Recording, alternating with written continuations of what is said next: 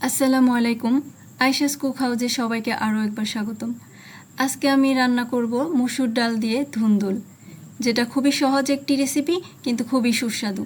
এর জন্য চুলায় একটি প্যান নিয়ে তাতে দিয়ে দিলাম 1 টেবিল চামচ তেল। তেলটা গরম হয়ে আসলে দিয়ে দিচ্ছি 1 টেবিল চামচ পেঁয়াজ কুচি। পেঁয়াজ কুচিটা একটু তেলের মধ্যে নেড়ে চেড়ে হালকা ভেজে নিয়ে দিয়ে দিলাম 1 টেবিল চামচ আদা রসুন বাটা। আদা রসুন বাটাটাকেও একটু মিশিয়ে নিয়ে দিয়ে দিচ্ছি সামান্য একটু পানি।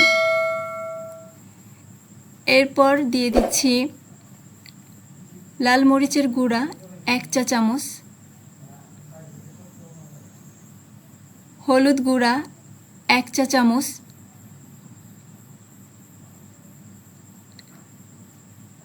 দিয়ে দিচ্ছি ধনিয়া গুঁড়া 1/2 চা চামচ এবং জিরা গুঁড়া 1/2 চা চামচ।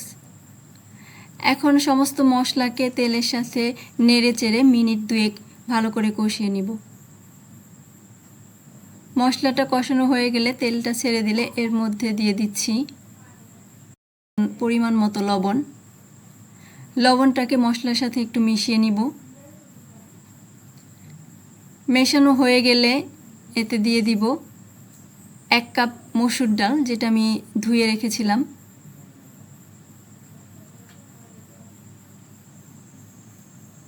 মসুর ডালটা এখন সব মশলার সাথে নেড়ে চেড়ে মিশিয়ে নিব।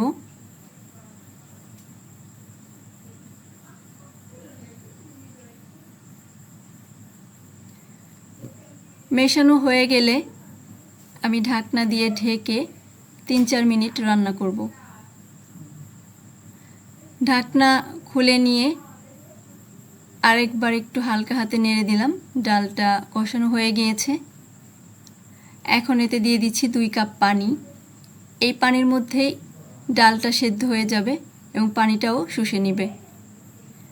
এখন আরও একবার ঢাকনা দিয়ে ঢেকে মিনিট 5 আমি রান্না করব, যে পর্যন্ত ডালটা সেদ্ধ না হয়। এখন ঢাকনা খুলে নিচ্ছি। ডালটা সেদ্ধ হয়ে গিয়েছে এবং পানিটাও টেনে নিয়েছে। এর মধ্যে দিয়ে দিচ্ছি আগে থেকে এরকম ছোট করে কাটা 1 কেজি ধুন্দুল। ধুন্দুল দিয়ে ঢাকনাটা দিয়ে ঢেকে আমি 10 মিনিট রান্না করব। 10 মিনিট পর ফিরে আসছি। ধুন্দুলটা নরম হয়ে গিয়েছে এবং ডালটা দেখতে পাচ্ছেন খুব সুন্দর গলে এরকম ঝোলটা মাখা মাখা হয়ে গিয়েছে।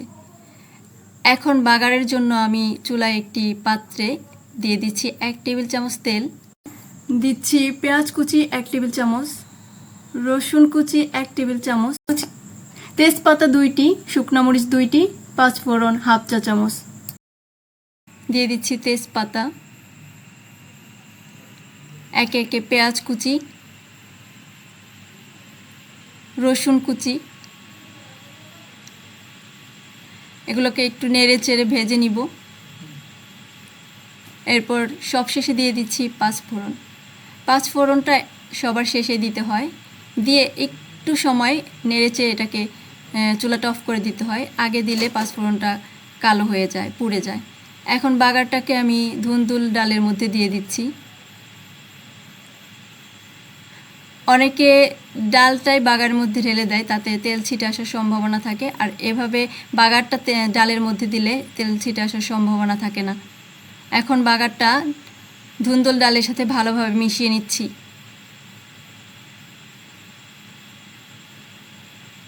হয়ে গেল আমার সুস্বাদু মসুর ডাল আর ধুন্দুলের তরকারি। এখন এটাকে বেড়ে নিচ্ছি।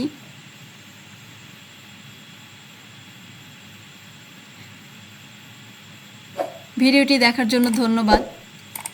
চ্যানেলটি সাবস্ক্রাইব করার জন্য সবার কাছে অনুরোধ রইল। ভিডিওটি ভালো লাগলে লাইক কমেন্ট করবেন এবং সাবস্ক্রাইব করে আমার সাথে থাকবেন। কথা হবে আরও একটি নতুন কোনো ভিডিও নিয়ে। সে পর্যন্ত ভালো থাকবেন।